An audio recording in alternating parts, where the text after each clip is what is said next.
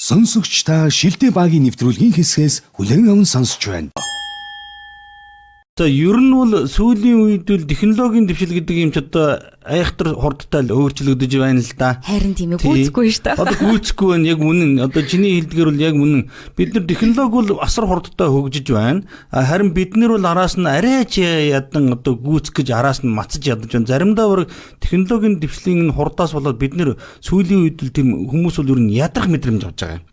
Тэг үнэхээр гүйцэж чадахгүй байна. Ингээд ертөнц бол одоо тэр чигээрээ хурдтай хөгжиж байхад бид нар бол тэр хөгжлийн бол арай ч ядан гүйцэж зүтгэж байгаа тийм юм ажиглаад байдаг. За тэгээд өдөр бүр одоо шин зүйлийг бол бид нарт бол хүндрэлтний хувьд бол одоо технологийн дэвшил бол танилцуулж штэ. Бараг нэг унтаал босоход нэг шинэ юм яриад босоод ирэх юм шиг. Одоо жишээлх юм бол одоо бүр гадаад орн тий одоо нөгөө нэг дэлхийн нийтээрээ байтугай одоо Улаанбаатар хотод маань хаана ямар барилга баригдаж байгаа ба мэдэхгүй байгаад шүү. Тий.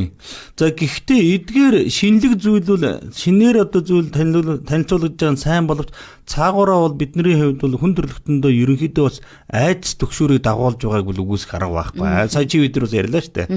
За энэ бол мэдээж зөвхөн одоо сүүлийн технологитой байх тухай биш юм аа. Мэдээж хэрэг одоо технологийн дэвшил бол сайн. Гэхдээ энэ технологийн дэвшил гэдэг бол хүн төрөлхтөн ертөнцийн одоо амьдралыг ертөнцийн хэм маягийг бол чимээгүй мөртөөсөө маш гүн гүнзгийгээр өөрчилж байгаа. Заримдаа бол одоо бүр эвдэж гэж хэлж болохоор л байгаа байхгүй юу тийм ээ.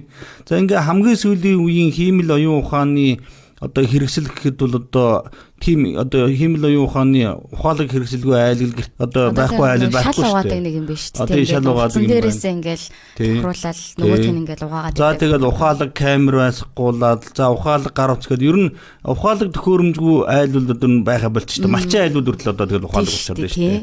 Мэдээж хэрэг мэдээж одоо энэ бол нэг талдаа бол амьдрал хөнгөвчилж байгаа сайн талтай. Гэхдээ нөгөө талдаа бол хөгжлийг хэтэрхий хурдсгаад нөгөө талаас нь хүн гэдэг юм чинь тэрэндээ хурдан дасан зохицох гэж бол нэлээд ядарж байгаа зүйл харагдаад байгаа юм л да. За энэ бүхэн ер нь бол хаашаа явж байна гэдэг асуулт мэдээж бидний толгойд гарч ирдэг. Энэ хэтэрхий хурдан технологийн дэвшил ер нь юунд хүргэж дуусгадаг бол доо цэн минь гэдэг шиг. За энэ бол мэдээж хэрэг одоо явсаар байгаа бидний хувийн одоо ариун нандин орон зай руу орж эхэлж байгаа шүү дээ тийм үстэй. За тэгээд энэ амьдралын одоо энэ хувийн орон зайруу нэвтрээд за тэгээд үргэлж энэ технологийн дэвшил одоо биднэрт аюултай юм биш үстэй гэдэг асуултад толгойд гарч ирж байгаа. Хүн машин хоёрын хоорондын зайвал бүдгрээд ер нь хүн машин хоёрын хоорондын зайвал их ойртцсон.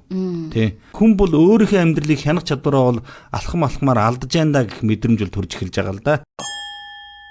За ингээд намууна бид тэр бол ямар айц төрж байгааг нь хэлж өгөхөөр бид тэр бэлдэж орж ирлээ л да. За эхнийх нь намууна маань хэлнэ да. За тэгээ энэ болохоор ингэж байна. Супер хямд робот за такси гэж байна. Робот такси. Тэгээ энэ болохоор нөгөө хятадын томоохон одоо том эдийн засгийг бол сүрүүлж байна гэж үзэж байна. За хятадын Вухан хотод Baidu компани за Apollo Go гэдэг ийм үйлчилгээ жолоочгүй таксины үйлчилгээг маш хямд үнээр ингэ санал болгож байгаа нь. За томоохон мөнгө эргэлтдэг энэ салбарт ажилладаг ажилчдын төгшүүрийг бол маш их төрүүлж байгаа. За дуудлагын суурь хураамж нь ерөнхийдөө 55 центээс эхэлдэг.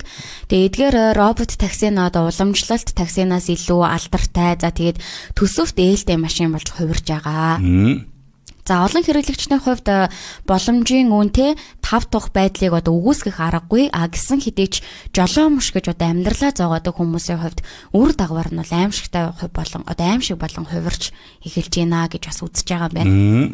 За 2024 оны эцэс гэхэд бол дахиад такси паркийн 2 одоо дахин нэмэгдүүлж за 1000 автомашинд хүрэхээр ингэж төлөвлөж байгаа энэ үйлчилгээг хурдцтай өргөжүүлж байгаа нь за автономит технологийн өсөлтийн боломжуудыг бол бас харуулж байна.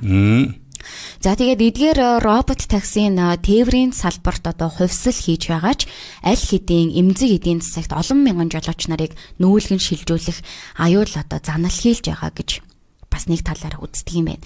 Тэгээд хүмүүс болохоор нөгөө ажлын байраа алдах, за нөгөө хөдөлмөрийн зах зээлд одоо үзүүлэх, одоо нөлөөлөлтөд тэмцэж байгаа тул энэхүү шилжилтийг тойрсон сэтгэлийн төгшөөр бол ингээ илт мэдрэгдэж байгаа.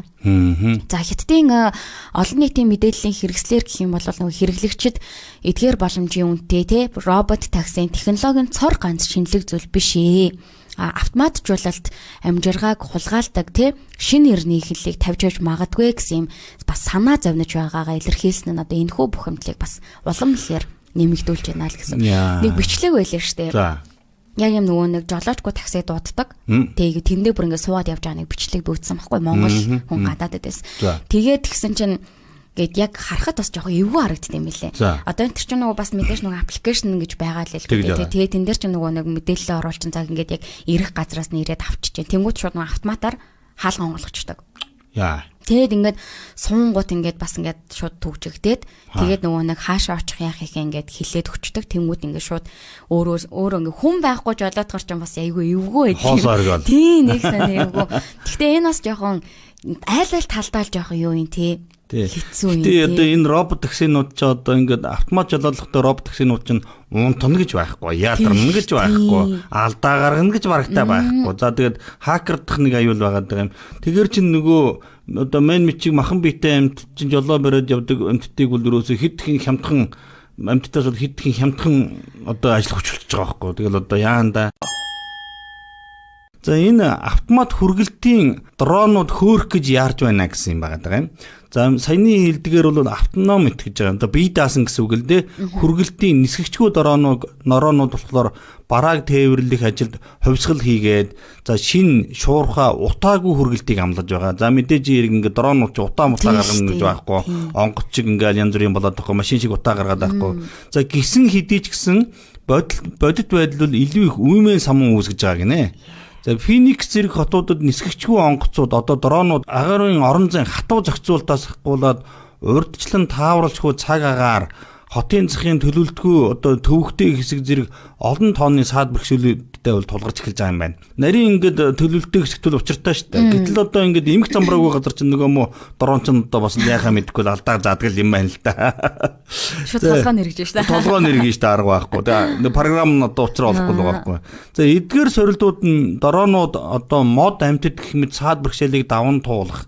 За аюулгүй буух бүсийг хайж болоход бол ихээхэн хүндрэл учруулж байгаа гинэ. За гайн таарад янз бүрийн амьтантай амьтан гэдэг чинь амьтан шүү дээ. Тэгэл одоо мэдгүй байж байгаа нэг амьтан очоо мөрөгчих чинь билүү. Тэгэл одоо нөгөө яг буух гэж явж байтал нэг салгалаа явж байтал нэг юм очоо мөрөгчүүл яах вэ тийм үстэй. За технологийн саад бэрхшээлээс гадна хэрэглэгчдийн сонирхол хүлээлтийг биелүүлээгүй. За уламжлалт аргууд нь илүү найдвартай танил болсон ийм үед бол олон үйлчлүүлэгчид бол дрон хүргэлтэд мөнгө нэмж төлөхийг хүсэхгүй байна гинэ. Одоо тип өгдөг штэ гадаад байх юм бол. За хүн хүргэж байгаа үед бол ер нь гадаад за манай Монголд газар бол ер нь тип хүн бол бичигдээгүй хөл өгдөг байхгүй $2 бол ингээл $5 эднэр бол. А дронд бол одоо юуных нь тип өгдөг тийм үстэй. За тэгээд нөгөө үйлчлэгээ чинь бол яг ингээ хүн чинь ингээ хүрэхтэй ингээ уучлаараач гэдэг юм уу одоо юу гэдгийг нэг ингээ гоё ингээ зөөлдөж ингээ хүргэлттэй идэг штэ ингээ хүний ингээ одоо яарад хүргэсэн мэддэг сэтгэлээсээ өгж байгаа мэддэг робот дронууд бол одоо зүгээр авчраад авчих штэ. Тэгэхээр ч одоо ингээ юм сэтгэл хөдлөл байхгүй. Тэгээ эмоц байхгүй. Тэрнээс кайп авалт гэж байхгүй үйлчлэгээнээс. Тэгэхээр бол хүмүүс тийм юмд бол бас тип төлөх бол дургуул байгаа юм байна л да. За энэхүү дурамчхан таагүй байдал нь нисгэгчгүй онгоц хүрэх үйлчлэгээний өсөлтөд саад болж олон хүний таамаглаж байсан үндсэн сонголт болоход бол ерөнхийдөө саад болж байгаа юм байна. За хүмүүс ч үл эхэндээ бол мэдээж хэрэг дроноор хүргэлт хийлгэнгээл одоо ингээл бон сэтгэл догдол болж байсан байх л да. Дроноор одоо миний захирал дроноор ирнгээл ингээд барилж байсан. За тэгтэл одоо хэд төрөхсний дараа бол энэ бол тийм ч бас нэг сайхан зүйл биш юм байна. Нэг сэтгэлд нь хүрсэн үйлчлэгээ биш юм байна гэж одоо бодож эхэлж байгаа юм гинэ. За одоо энэ дээрээс нэг бас жоохон аюултай юм бол орж ирж байна. За яаж байна? Нөгөө хиймэл оюухан. Тийм. За одоо нөгөө сайн ингээл ер нь нөгөө хиймэл оюухан гарснаас хойш яг хиймэл оюуханы тухай хийж байгаа кинонууд бол маш их байгаа шүү дээ тий. Тийм шүү дээ. Одоо баг кино болгон шул хийгээд. Тийм. За энэ дээр болохоор ингэж байна. Хиймэл оюуханаар үүсгэгдсэн инфлюенсерүүд. Тийм. Нийгмийн сүлжээг бол эзэлж байна гэж байна. За хиймэл оюуханаар үүсгэгдсэн одоо нөлөөлөгчд маш хурдан сошиал медиад хүч төрээд за өөгүй дүр төрөх тийм ээ асар их одоо дагагчдаар толгой тэргүүлж байгаа. За дэвшилтэд хиймэл оюуханаар бүтээгдсэн эдгээр дижитал хүмүүс томоохон брэндүүдийн 8 хийгээд за сая дагагчдыг бол татж байгаа. За тэгэд шин сэтгэл хөдлөм зүйлийг санал болгодогч ноцтой бас асуудлуудыг үүсгэдэг. За эдгээр виртуал нөлөөлөгчд за ялангуяа одоо нөгөө залуу хэрэглэгчдэд гоо сайхны те боломжгүй стандартыг тогтоож байгаад за эцэг эхчүүд болон мэрэгжилтнүүд ингээ маш их санаа зовж эхэлж байгаа. Яг тийм биш үү тийм. Тийм байна. За үүнээс гадна одоо хиймэл оюун ухаантай эдгээр бүтээлүүд за буруу мэдээлэл түгээж онлайнаар бодит болон хуурамч зүйлсийн хоорондын заагийг бүдгрүүлж одоо болзошгүй гэсэн юм болгоомжлол улам бүр ингэж нэмэгдэж байгаа. За эдгээр дижитал нөлөөлөгчид бол одоо өссөөр байгаа тул за тэд сошиал медиагийн одоо ландшафт гэж ярьдаг штэ тий. За тэрийг бол дахин өөрчилж байгаа. За зарим нь тэдгээрийг тий контент бүтээх за ирээдүг гэж бас үздэг юм байна. За тэгвэл зарим нь бол жинхэнэ байдал тий хүний холбооноос нэг алхам хол байгааг ингэж харуулж байна хэмээн бас ингэж имээдэг байх нэ. Тэгэхээр бас нэг хиймэл оюун ухаан гэдэг чинь бас нэг талаараа бас зүгээр хэвэн ч юм уу те одоо сайн мөрчлөөс бас нэг талаар айгүй хор хөнөөлтэй байгаад байгаа. Одоо ингээд нөгөө нэг одоо хиймэл оюун ухаанаар те бүтээ одоо хиймэл оюун ухааны тухай кино ч юм уу үзэхлээр одоо ингээд зүгээр ямар одоо нэг утсанд ч юм уу за эсвэл нөгөө нэг ноутбуктанд ч юм уу те ингээд нөгөө хувийн мэдээлэл угаасаа байж байгаа шүү дээ те. За тэгмүүд нөгөө нэг AI-ийн ч юм уу одоо ингээд нэг аппликейшн ингээд татаал оруулдаг. Тэгтэл нөгөө тэр хүн чинь одоо тэр нөгөө хиймэл оюун ухаан чинь утсан дээрээс нь хувийн мэдээллийг нь шууд ингээд уншиж байгаа шүү дээ харж байгаа. Тэгтэл ингээд одоо ерөнхийдөө яг бодит хүнийг бол зүгээр аргандаа ингэж оруулж байгаа утгатай тиймэрхүү кинонууд одоо айгүй их болсон байлээ. Энэтэй холбогдуулаад нэг за манай Монголд бол нэг телевизэн за одоо аль телевизэн нэлээд яг үдэ хиймэл оюун ухаанаар нэг эмэгтэй хөтлөгч хийгээд тэгээд бүр ингээд төв талбай малбай сквадрын талбайн дээр том дэлгэцээр гаргаад юм рекламд болоод байсан чи санаж байна уу? Бага штэ. Пүүжигээс суур. Пүүжи сайн мэднэ. За би одоо баг санах гээд байна. Тэр чинь бас нэг хэсэг шоугөл да. Манай Монгол Улаанбаатарт ер нь Монголд одоо за тэгээд дээрэс нь би бас яг энэтэй холбоотойгоор бас нэг аюултай юу гарсан гэхээр энэтхэгт яг ноднонгийн эдгээс арай хойно 5 сар 6 сар төлөө энэтхэгт асар том заллин ловрын схем баригдсан. Тэгсэн чи яасан бэ гэсэн чинь нэг хувийн одоо чат мессенжерээр энэтхэгт нөгөө энэтхэгийнхээ алдартай оддуудыг ингээд робот чатбот инфлюенсер хийцэн. Тэгээд тэд нартэй ингээд видео кол хийдэг. Энтэг чи IT-гээр өндөр шүү дээ. Тэгээд нөгөө алдартай эрэгтэй эмэгтэй гоё алдартнуудыг шалдан нүцгэн болгоод нэмэх 18 одоо бичлэг одоо хийгээд нөгөө хүнийхээ тэгтэл нөгөө энгийн хүн чинь одоо ингээд бас трендтэнд нь хууртаад ингээд одоо чадлж байгаад ингээд бас ингээд одоо нэмэх 18 янз бүрийн дүрс мөрсийг ингээд бичээд авчдаг. Тэнгүүтэ дарамталдаг. Йоо. За танд надад тийм юм байна шүү. Тэгээд нөгөө хүн чинь буцаагаадгүй чи чинь тэр алдартан биш юм гэдэг тэнгүүд үгүй тийм биш ээ. Би тэрнтэй ерөөсө холбоо байхгүйгээр нөгөө алдартан мэдгч. Тэгээ ингээд судлаад байсан чинь бүр асар том ийм хуурамч чатбот одоо алдартан царай сайтай гоё залуу хүүгнүүдийн нүцгэн робот чатбот гарч ирээд бага амьтдыг залдаг. Тэгээд асар их мөнгөөр дарамталдаг. За дараагийнх нь ажлын байранд дах биометрик өгөгдөл гэж байгаа юм л да. За энэ бол юу вэ гэхээр ажлын байранд бид нар чинь мэдээж хэрэг зарим томоохон газрууд чинь бол хурууны хийгээд дарддаг, нүрийн сканер дуулдаг, нүднийхээ хүүхэн харааг уншуулдаг шүү дээ. Ингээ энэ мэтлэнгээ ингээ биометрик баталгаажуулалт бол сүүлийн үеийн технологийн дэвшлиг дагаад бол нэлээд ихссэн. Гэтэл энэ бол мэдээж хэрэг одоо тухайн хүнийг бол ажилтнаа ирсэн ирээгүйг нь батлах, яг өөрөө мөнгө эсгийг батлах гэдэг аюулгүй байдлын ингээ сайжруулалт талаасаа ингээ зөв юм шиг харагдаж байгаа боловч нөгөө талаасаа бол энэ бол тэр тухайн хүний хувь хүнийх нь нууцад хэд халдсан үйлдэл болж эхэлж байгаа гэж байгаа юм л да. За жишээ нь ийм хувийн мэдээллийг нь ажил олгогчтой за ямар нэгэн байдлаар одоо нөгөө ажил олгогч нь тэрийг хууль бусаар ажил олгогч нь ч юм уу хин нэгэн хакерч аваад ч юм уу хууль бусаар ашиглах эрсдлийг бол нэмэгдүүлж байгаа юм байна. Тийм байна тий. Тэгээ хурууны хээ гэдэг чинь ямар үйл. Одоо бид нар чинь гар утсаа гэхэл хурууны хээгээр төвчж байгаа шүү дээ. Гэтэл бид нар хурууны хээгээр ингээл одоо эрцээ бүрдүүлдэг гэдэг чинь аюул байгаа байхгүй юу. Нүднийхээ хүүхэн хараагаар яадаг үлээ. Царайгаараа яадаг үлээ. Одоо ингээд KYC гэдэг байгаа шүү дээ. Non you customer гэдэг ингээд одоо ихэнх ингээд аппликейшн формууд чинь KYC ингээд царайгаа уншуулж байгаа шүү дээ. Гэтэл одоо бид нар чинь ажилдаа очихдоо ингээд царайгаа уншуулдаг нэг чинь хин нэгэн тэр чинь аваад уншуулад бидний хамаг юм руу нэвтэрчих боломжтой байгаа. Ийм л одоо эрсдэл үүсгээд байгаа юм байна да.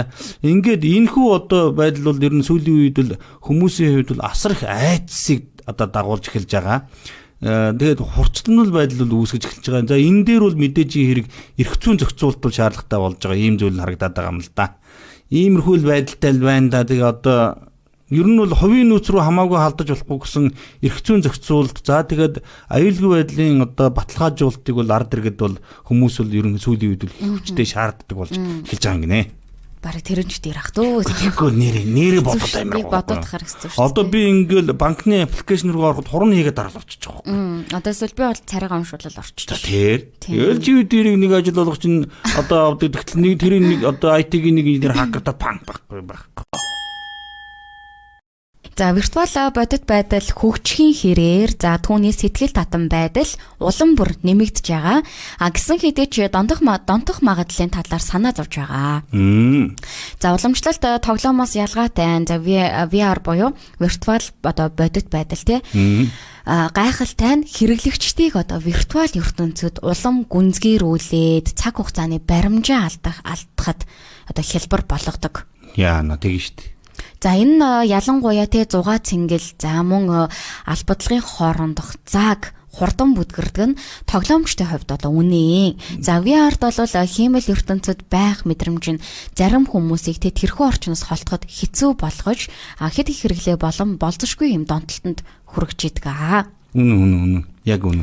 За одоо нэг удаан хугацааны турш VR ашиглахад те үүсэх сэтгэл зүйн өр нөлөөг одоо судалж байгаа боловч эхний шинж тэмдгүүд нь те сэтгэл түгшээж байгаа. За хэрэглэгчид VR-д одоо хамрагдаагүй үедээ зүгтах, нийгмээс тусгаарлах, за тэгээ тэрч байтугай гарах хүсэл буурах одоо юм шинж тэмдгүүд ерөнхийдөө илэрж байгаад ерөнхийдөө нийгмээс бол өөрийгөө тусгаарлаад гэртэл бүгд байж байдаг болчихж байгаа байхгүй. За тэгээд технологийн одоо гүн гүнзгий шинж чанар нь тий холболтыг салгахад хэцүү болгож хариуцлагатай ашиглах боломжийг бол бас нэмэгдүүлж идэг. За VR нь болохоор илүү түгээмэл болж байгаа тул хэрэглэгчид болон хөгжүүлэгчид эдгээр эрсдлийг бод мэддэг байх хэвээр. Одоо нөгөө тунгийн нэвтрүүлж болохгүй гэдэг. За тэнцвэрийг дэмжихтэй хил хязгаарыг тогтоох нь VR донтолтын сөрөг үр дагавраас бол урьдчилан сэргийлэх гол түлхүүр болно. Энэ дээр бас нэг зүйлийг би нэмж хэлмээр байгаа юм л да. Нөгөө саяхан оны өмнө үедээ нэг Японд нэг эмэгтэй 40 эдтэй эмэгтэй. Тий нөө баахан машин осол гаргадаг. 40 минутын дотор 7 машин мөрөгцөн. Гэхдээ 8 чөлөө 8 машин мөрөгцөн. Гэхдээ нэг дор мөргөөгүй зүгээр мөргөөд яваад байсан. Тэгээ нөгөө нөхөр л өөрийгөө компьютер тоглоомд нэг бодцсон. Бодит байдал компьютер тоглоомын орчин хоёроо ингээд андуурцсан. Тэгэл ерөөсө 40 минутанд 8 машин. Хоёлаа нэг ярьж байсан шүү дээ. Нэг нэвтрүүлэг нөө читаа тоглож байсан байна. Яг читаа тоглож байсан тэр яг. Яг л тэгж байгаа байхгүй. Ингээд бодит ертөнц VR ертөнц хоёрыг ялгыг таньж чадгаа болтлоо хүмүүс чинь ингээд донтолт авч яана л да ялтаж байгаа. Тэгэхээр бас хэцүү. Амар. Тэгээд заримдаа бүр ингээд явсаар гад нөгөө аль нь бодит ертөнц үү, аль нь нөгөө VR ертөнц үү гэдэг ялгаж чадгаа байж байгаа. Одоо нөгөө VR гэхээсээ илүү ер нь одоо тэр нөгөө нэг компьютерийн тоглоомнууд шүү дээ. Донтцсон хүмүүс ч бас хэцүү шүү. Одоо тэгэл нөгөө байнгын PC тоглоом хонон өнжин тоглож идэв. Том болсон залуучууд ч ажил дээр гарсан мөртлөөсөө өнөөдөр нийлээд хэдүүлээ нэг тоглож хонё гээл ингээл ерөөсөө. Хаяа нэг одоо нэг стрессээ тайлах ч юм уу тиймэрхүү юм бол байх л ах л та. Гэхдээ нөгөө нэг за бүр 7 хоногтоо за 14 хоногтоо нэг удаа гэх юм бол жоохон хэвэн гэж би боддог байхгүй юу. Тэгтэл ингээд 7 хоногтоо 2 3 те тэгэхэр ч 14 хоногтоо бараг 5 6 удаа ингээд 6 7 удаа ингээд тоглолцож байгаа. Гэхдээ тэгээд бодит ертөнцөөс илүү тэр виртуал ертөнцид байх нь илүү сайхан санагдаж эхэлж байгаа байхгүй. Магадгүй тий. Тэнд байгаа тэгээд хүн амтаа алаад хятаад тэгээд янз янзын алт эрдэнэс олоод тэгээд тэр чинь ингээд хүнийг ингээд нэг хиймэлээр нөгөө адреналин ялгаруулад тэндээ илүү кайф авч эхэлж байгаа байхгүй. Тийм шүү. Тэгээд гудамжинд гараад одоо тэгээд лаад шиглэл эхэлж байгаа байхгүй. За дараагийнх нь таны ухаалаг гэр таныг харж байна уу гэсэн юм байна л да. За энэ бол бас сонирхолтой. Харин ямар сонин гарч ихтэй юм бэ? Виртуал туслахаас эхлээд ухаалаг хөрвөгч хүртэл ухаалаг төхөөрөмжүүд бол таны амьдралыг үнэхээр одоо хөнгөвчилж байгаа гэж. Гэхдээ ямар үнээр вэ гэдэг асуудал гарч ирж байгаа юм. Тэгээ эдгээр төхөөрөмжүүд нь асар их хэмжээний хувийн мэдээллийг цуглуулсан байдаг гинэ.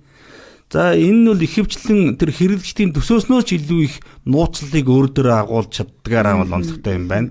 За мэрэгжилтнүүд бол таны өдөр тутмын дадал зуршил сонголт зэргийг бол одоо 3 дахь читгээтэй хуваалцах нь одоо зорилттой зах зээлд ашиглах айгүй том давуу талыг бий болгож ядгаа гэж үздэг юм байна л да. Ухаалаг одоо төхөөрөмжөд авчирснаар таны гэр бүл илүү ухаалаг бөгөөд 5 дахьтай болно л да. Гэтэл нөгөө таны ухаалаг төхөөрөмжүүд чинь таныг шууд өөрийн чинь хакерж яах гэсэн үг байхгүй юу? За жишээлх юм бол одоо Roomba гэдэг тоосрогч байдаг гинэ жишээ явж байгаа байхгүй юу? Энэ тоосрогч гэхэд эзнийхээ талаар хуримтлуулсан бүх мэдээллүүдийг цааш нь дамжуулчихдаг. Оо. Амар. Тэгээ дээр үед нэг BlackBerry гэдэг гар утас чинь цаашаа мэдээлэл дамжуулт ингэнлээ гэж бид нар чинь бас зарим Америкийн юунууд чинь хориглоо барилаач юу лээч нэг тэгдэг байсан шүү дээ. За хувийн нууцлалын хуулиуд бол технологитой хөл нийлүүлж алхахын төлөө мэдээж их тэмцэлдэж байна.